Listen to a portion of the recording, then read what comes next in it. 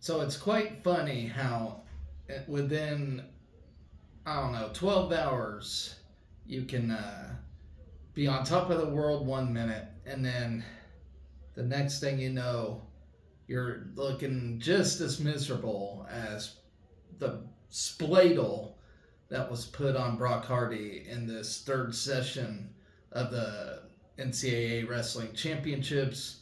Your Huskers have went a measly 1 for 6, and it's not just they lost those; it's how they lost them is what is ultimately frustrating. You had a chance to send 7 guys to the semifinals. I get it; these matches were very tough. I mean, the bulk of them were very tough. Other than Ridge Lovett, getting his win, that third session was just an absolute brutal watch, to say the least. And I just could not be any more disappointed.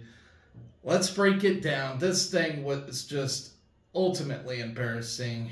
Just as embarrassing as that spladle put on Brock Hardy in this thing. I really am disgusted with how we performed in this thing. It just wasn't good. I mean, starting at 125, Caleb Smith taking on Eric Barnett, 0-2 against Barnett this season. He had a chance to win this thing. Nobody should be able to beat a guy 3 times in a row, though. I mean, for the most part, I will say Caleb Smith's having a good tournament. All these guys are. But, man, this round was just depressing, to say the least. There's an excellent scramble to begin the first period. After Barnett took a shot, Smith did an excellent job defending and turning it into a takedown himself. The period ended at 3-1, so there's still, Smith was still in this match. Smith takes the bottom position to start the second period. Barnett, for his top game, rides out Smith for the whole period initially, making it a 3-2 match. Smith takes the top position for the third period, with Barnett getting the quick escape, making it a 3-3 affair. Barnett takes a shot, but was well defended by Smith. Going into sudden victory, Smith goes on the attack, picking up pace. Barnett initially takes his attack out of bounds. And now we go into the tiebreakers. Barnett goes on bottom in the first tiebreaker and gets the escape 15 seconds into the tiebreaker. It looked as if Smith got the reversal, and the refs took a look after Coach Minnick throws the brick, and they did not call it a reversal, which I do believe that was a bullshit call to begin with. It really seems like we cannot get a call come our way in any freaking sport, and this was just an absolute devastating blow to us. Smith should have had that one, and he did win that one. Same as Jacob Van D coming up next at 133. Golly, man, I don't know what to tell you. It's just ultimately embarrassing. I figured we could have took that one. So the match gets off to an early scramble with Wells getting the first takedown on Van D. Van D does escape, making it a 1-3 match to end the first period. Wells, he likes to choose bottom to start the second and gets an escape with 20 seconds. After some more initial tie-ups, Van D finally gets in a shot, but it's ultimately defended by Wells once again. More tie-up action ensues, with Wells taking Van D's attack outside the mat. To me, he was freaking stalling. Van D gets a quick escape in the third period, making it a 2-4 match. Another single leg shot by Van D makes it another scramble. Wells just would not give up the leg. Van D found his way to his back, giving up back points. Wells got the 11-2 win ultimately after that. Just a disappointing loss there. So then we moved to 141. This match, I don't even want to remember it. Brock Hardy was in this thing the whole freaking time. Went to get a reversal at some point in this match, and then with 30 or 40 seconds left, gets a freaking spladle put on him. Just for the sheer fact he was trying to reach for an ankle. The guy figured it out and put him in a spladle. Sometimes I don't even know how you get put in a spladle. I wrestled for 15 years, never been put in one in my life. But that's what ultimately happened to Brock Hardy. He got put in that. The dude did make a comment and said he hasn't ever put anybody in spladle since the first grade. If that says anything about how we've been performing so far in this third session. Just absolutely embarrassing. You're pretty much there, spread eagle, showing the whole crowd your shit. And yeah, it just ultimately embarrassing. Hopefully he doesn't take that embarrassment into the next round. So then we move on to 149. Ridge Lovett took on Casey Swiderski. He takes an early shot, but Lovett is just fantastic when it comes to scramble situations. Initially, he gets a takedown and some tilt points to make it 5-0. Lovett, the rest of the period, just continues to work on flattening Swiderski and built his writing time 2 minutes and 16 seconds. Ridgey takes bottom in the second period. Gets a quick escape right into a beautiful blast double for another takedown being taken outside the mat. Swiderski did a great job getting an escape, making it 9-1 and actually getting a single leg looking for a far trip, but Ridge unexplainably somehow transitions that into a takedown, making it 12-1 initially. Starting at neutral in the third period, not wanting to burn any more energy, Ridge does allow Swiderski to continue to attack him while maintaining great defense and almost taking a stall call, but didn't, and gets to major against Swiderski. All right, so I'm actually focusing on this thing right now. I've been finding I've been yawning while I'm doing shows. So I've been looking up on how to combat that. And says simply breathe through your nose. Well, it's kind of hard to breathe through your nose when all the pollen and crap is getting in your nose. And so I'm trying, folks. It's been a challenge for sure. All right, so moving on to 157, Peyton Robb taking on Levi Haines. Shit. Okay, so Peyton Robb taking on Levi Haines from Penn State, a rematch from last year's Big Ten Championship. Robb is now 0-3 against him. It seems like Levi Haines lives in his head rent-free. Although I do think this was the better match that Peyton Robb has wrestled against him in. So he does start the match looking for an arm drag, looking way more physical than he has all year, honestly. Haines does take a shot leading into a lengthy scramble that Robb eventually gives up to allow a Haines takedown. Haines gets a tilt, getting 3 near fall points, taking a 6-0 lead into the second. Robb starts on top, trying to get Haines back on the floor, but allowing an escape and Haines building on his lead.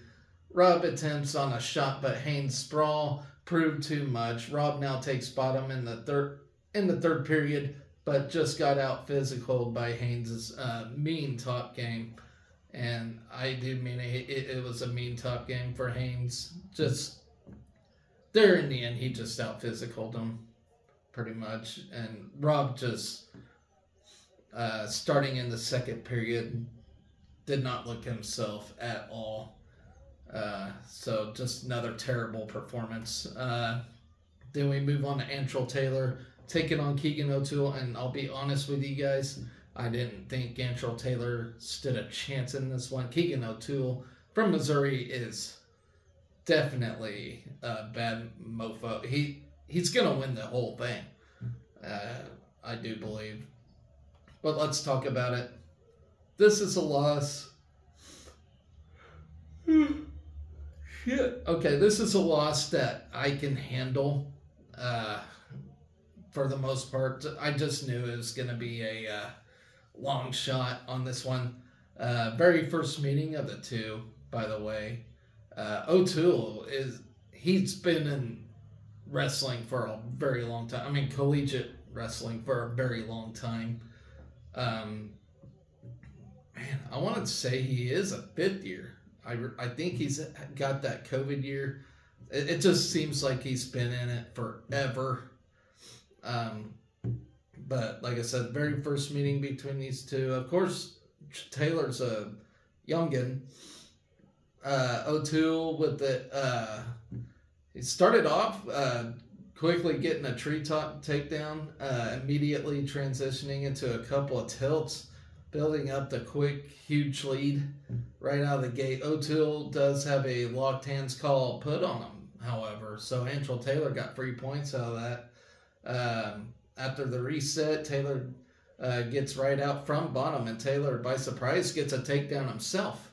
I was very shocked about that. And I don't think O'Toole gave up very many takedowns this season. Then an initial reversal from O'Toole to end the period with a 5-13 deficit. Taylor wisely chooses to go neutral to begin the second period and takes a shot, resulting in one of those waterfall positions, if you all know what I'm talking about. O'Toole somehow transitioned from that, putting a cradle on Taylor and getting the win. Taylor just got caught in a bad spot. I think the match could have actually went on all 3 periods, but credit to O'Toole. He's a fantastic wrestler. I do believe he will win the whole entire thing. He is a 1 seed too, after all. So yeah, he's just been in this for a long time. He knows what he's doing, and yeah, he's a fantastic wrestler. And you can't really get upset about that loss. Then here's one that did drive me banana sandwich. Lenny Pinto taking on Trey Munoz from Morgan State. A little bit of scramble pretty much explains the first period. Pinto takes the top position in the second. Munoz gets a quick escape to continue the same type of action from the first period. However, Pinto does get a shuck on Munoz.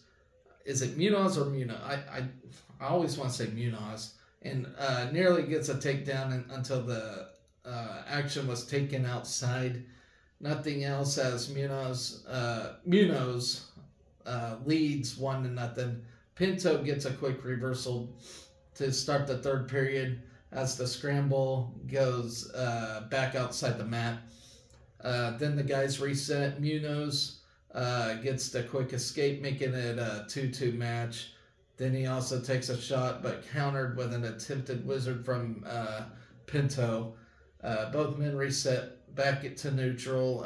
Pinto again tries to shut Munoz, but Munoz finds a way to counteract with a takedown himself, resetting back to bottom. Pinto gets a quick escape and continues to attack, but Munoz was able to take a stall call all the way to victory. And that's all she wrote for that one.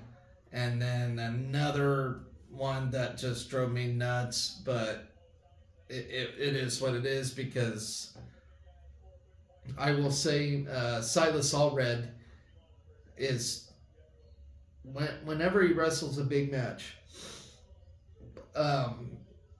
especially like one against Trent Hidley of North Carolina State, the these guys that he wrestles in these big matches are way outsizing him initially. You got that Trent Hidley's a monster. He's got muscle, and he's severely strong. And Silas Allred, he tries to depend on his finesse in these matches. But yeah, initially Trent Hidley just had his way with him. Understandably so. Silas either needs to drop weight next year or hit the weight room big. And I would almost have to say he has to drop weight, because if he, goes to the weight room and puts on weight, he's going to still be smaller than most heavyweights out there. So he's kind of in a bind. Like, he's really got hardly any definition on him whatsoever. I know definition don't mean much, but you can clearly tell, like, these guys that he wrestled can get way more jacked than him and just have their way with him. And it just shows. You put the two guys together, it just looks like Hidley is just way more ginormous. I mean, Silas in of himself, he just does not look like a 197-pounder out there, especially when you get to the top 5 guys out there. He just gets manhandled. And that's what happened to him last year at the NCAAs. How he won the Big Tens last year, I still kind of wonder how he got it done. And I'm not saying Silas is a bad wrestler. He's not, obviously. He's at Nationals. So, I mean, he's obviously not a bad wrestler. Just when you get to these top 5, top 10 matchups,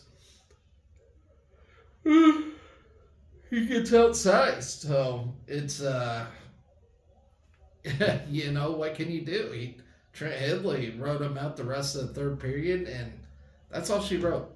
I mean, that's all she wrote. So, like I said, guys, an atrocious third session, which the backside looks like it could be better.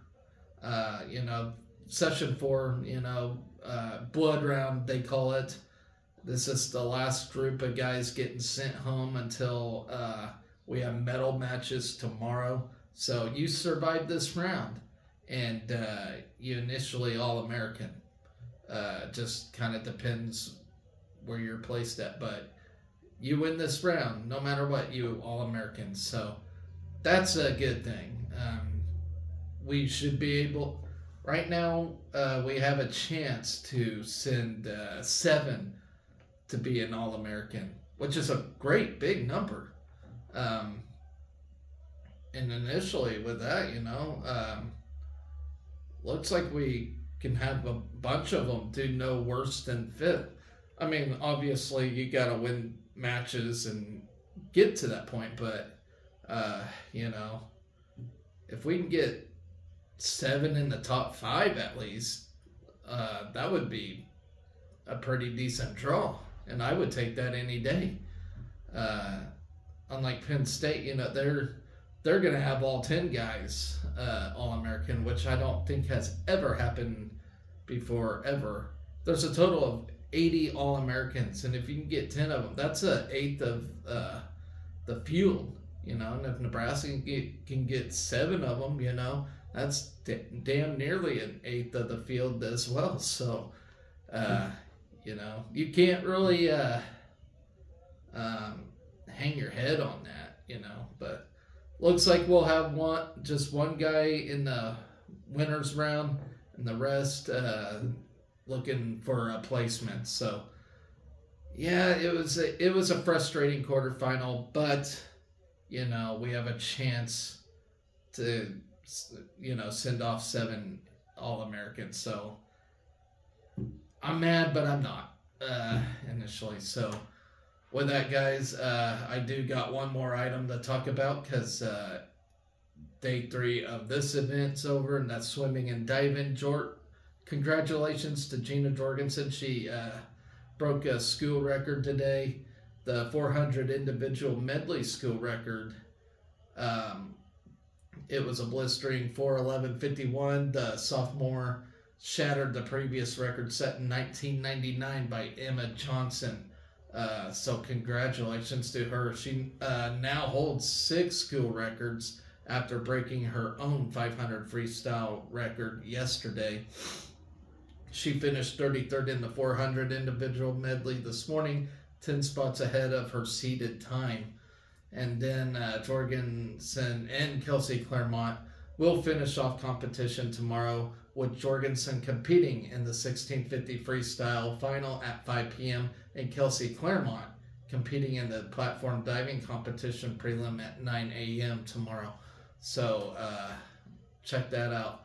And of course, guys, ladies and gentlemen, we got a big ass day ahead of us.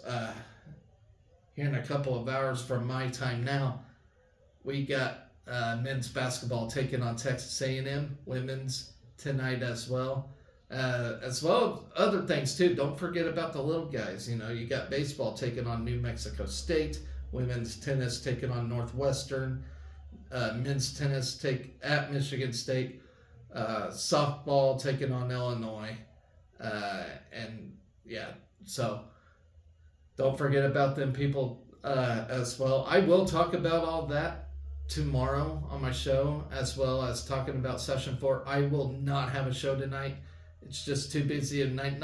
The women don't even tip off till 9:50, which is incredibly late. And hopefully I don't fall asleep for that. But that is what it is. You know, you get basketball literally all day. And they want to appease the mountain time and the East Coast time and all of those things. So I totally get it, you know, having a 9:50 tip-off game. But yeah, and it is in Corvallis, so it's going to be like 7 there. So yeah, it is what it is, folks. It kind of sucks having that Corvallis time zone, and hopefully it don't screw the ladies up. I mean, those things can screw a team up, but we'll see how that goes. But yeah, look for all those things tomorrow, guys. Hopefully tomorrow morning show, I'm getting up bright and early, and hopefully no yawning this time around. But hopefully tomorrow I will talk about wins, and more wins, because I love talking about wins. I don't like having a shitty show like this third session that we had in wrestling. So anyways, guys, let's have a fun night. Let's have a great day. It's actually beautiful here at home. I might go outside for a little bit and just hang out on the porch. I don't know. But it's a beautiful day. Beautiful day to be a Husker, as always. And as always, be excellent to each other. Go Big Red.